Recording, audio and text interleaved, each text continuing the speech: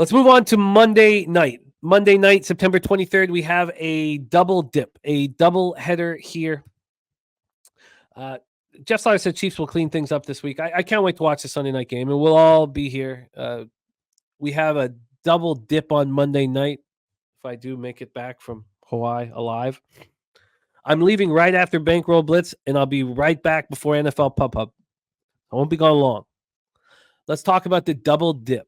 Monday, September 23rd, Jacksonville Jaguars at Buffalo Bills. Ron Crawford says, love the Jags plus 5.5 for a Highmark Stadium in Orchard Park, New York. 68 Fahrenheit, partly cloudy, 9 miles per hour. We have week 1, Jaguars losing 2017 at Miami. Week 2, Jaguars losing 18-13 at home to the Browns. The whole Trevor Bank Stadium promotion really blew up in their face. Trevor Lawrence does not look very good right now. So let's talk about the line history and the cash flow and then get into this one. Right now, the Bills are minus 5.5. They opened up at minus 6.5. So we've gone through that magic number of 6. Getting to the total. On the total here, we have a 45.5 minus 113 to the under. This opened up at 46.5. So we have a 1-point move towards the under. Take a look at the cash flow for this one. We have 41% of the tickets, 56% of the cash on the Jags, 60% of the tickets, 65% cash on the over. Here we go. Highmark Stadium in Orchard Park, New York. 68 Fahrenheit, partly cloudy, 9 miles per hour. Week 1, the Jags looked okay.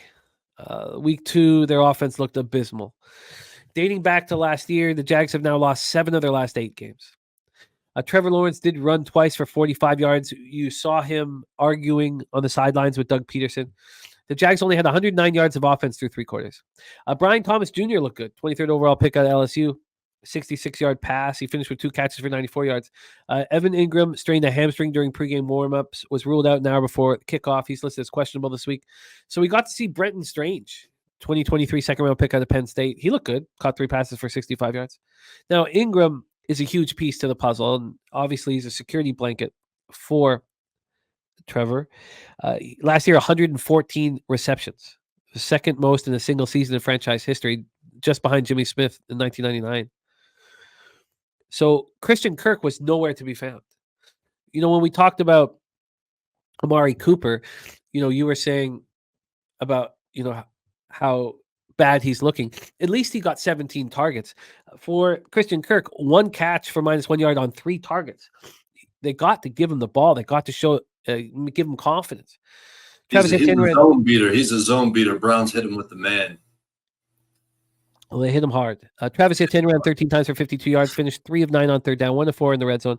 Pass rush finished strong, 2 sacks, 8 quarterback hits. Josh Hines-Allen had a sack and 4 quarterback hits. It was an easier situation than usual with the Browns missing Conklin and Wills. They held the Browns to 2 of 14 on third down. Tank Bigsby injured his shoulder. He's listed as questionable right now. Let's start with the Jaguars. Is this a nice buy low spot on the Jacksonville Jaguars? I believe it is. Do you want me to just talk specifically to the Jags, or I cover it all? You're on mute, Jim. Yeah, just hit the Jags right now. Yeah, I mean, most of my handicap was around the Buffalo Bills, so I don't really have not much on the Jags. I mean, outside of the line movement and my belief that they played against a really good defense in week 2, they should have won that week 1 game if a couple things just fall their way. I don't have much that really supports the Jags necessarily, but I have a lot of shit that tells us to fade the Buffalo Bills. Well, let's talk about those Bills, because the 34-28 win at home over the Cardinals does look better after watching the Cardinals dominate the Rams. Absolutely. The 31-10 win at Miami just goes back to Josh Allen destroying the Dolphins. 12-2 against the Dolphins. The Bills are 14-2 against Miami since McDermott's first year as head coach in 2017. So, Josh Allen what Josh Allen has done so far this year is be very clean. MVP. Not asking for too much. 13-19 for 139 yards and a touchdown. He didn't have to do much with Tagovailoa throwing 3 interceptions. Shakir caught 5 for 54. James Cook continues to play Pro Bowl type football. The pass rush continues to look much better than I expected. 2 sacks, 5 quarterback hits. Jamarcus Ingram had the 2 interceptions. One he returned 56 yards to the house. Christian Benford also had an interception. But middle linebacker and captain Terrell Bernard left with a pectoral injury in the first quarter and did not return. He's expected to be out a month. So look at the losses that this linebacking core has taken. Look at the losses from last season, even on the defensive line. But you take Matt Milano out, you take out Terrell Bernard out. These are huge losses. Massive. They're going to come back. Take it away. Let me hear your plan because I'm very interested in joining. So something I seen somebody point out in the chat about having more time to prepare. Let's look at what happened from week 1 to week 2. We had Philly, who played in Brazil on Friday the week before. They had a little bit of extra time to prepare, and they played the Monday Night Football, right? So they had extra time to prepare. Well, they lost as 5.5-point favorites. KC is another team. They didn't cover. They should have lost as 6-point favorites. Baltimore, they lose as 9-point favorites. I mean, this is the same shit that happened last year early in the season. Now, Green Bay was the one team that did get the ugly win, and ugly it was. But I think it's simple as this. Buffalo wants to play 12 personnel with their new look offense. They want to have a foundation that's built and predicated on running the football. And that's exactly where the Jags want you to play, in the box, in the trenches. You know, the less DBs have to be involved, the less they have to be on the field, the better. And the Buffalo Bills' defensive strength is their secondary. So the Jags, I mean, come on, just increase your run rate. And 75% of your passing scheme should come off play action in this game. And Jacksonville is seventh in the NFL right now in yards per carry. That'll help take pressure off this bad offensive line. Run play action and punt. If you don't do nothing crazy. I feel like Jacksonville is in a really good shape to keep this one close. All the injuries are going to come back to bite this Buffalo Bills team in the ass. You got a 2-0 team versus a 0-2 team. You got the cash cow market. You got the public that's going to be all over Buffalo, tied into their money line parlays, their teasers. I think it's very close. And then the line functionality in this spot. So in Buffalo, we've never seen a line move towards the road team and close below 7. That hasn't happened in the past 2 years. These two teams actually played last year. They closed at 5.5 on a neutral site. The Jags won. And now we see a 5.5 with the Bills that are 2-0 at home versus the 0-2 Jags. I mean, that line functionality is very telling in my opinion. I'm on the Jags +6. I bought it up from 5.5 to -120 at 6. And this is another spot. I will likely be on the money line. Yeah, I don't know if I get to the money line, but I'm going to be on the Jags.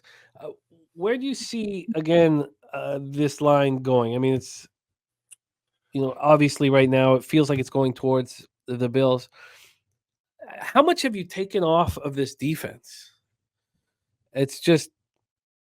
I took a lot off the defense going into week 2, and then they still had a really solid performance, and then they lost more defensive personnel.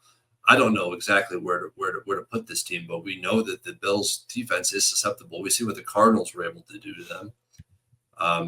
Maybe they just own the Dolphins. Who knows? But we've seen maybe they just get owned by the Jags because the Jags did it to them last year and covered the spread. So I don't know exactly where this defense should be priced. This came out at Bet Online Sunday morning at 11:35, and that came out as a 4. It quickly went to 6. Since then, it's come back to 5. It's a flat 5 over at Bet Online. Pinnacle, of course, waited. Look, I want the Jaguars here. I want the Jaguars here, and I'm going to move on them when the show ends. I think that people will be talking about the Bernard injury. I don't know how you can't talk about it after losing Matt Milano. Yeah, It has to be discussed. And it didn't show a huge drop off in that game against the Dolphins. But was that game too far gone? Did they just quit in that game? The Dolphins. Yeah. I mean, and there was no need for the Bills to do anything in that game. They just let the Dolphins lose it. Exactly. I like it. No, I do agree that, the Bills, looking at Josh Allen, how he's played, I'd say he's the MVP right now based on how he's played through 2 weeks. You give it to him over Derek Carr? Oh, geez. Well, they're the best team in the NFL by a landslide. So Yeah, Derek Carr's MVP. I mean, it's true. you'd have to even like Sam Darnold and Baker Mayfield would be just barely above Josh Allen at this point. But I hear you. Jessica Easton in the house says, with you, Jimmy, moving on the Jags. All right, that is our Sunday nighter. Troy already on the Jags, and I will be joining him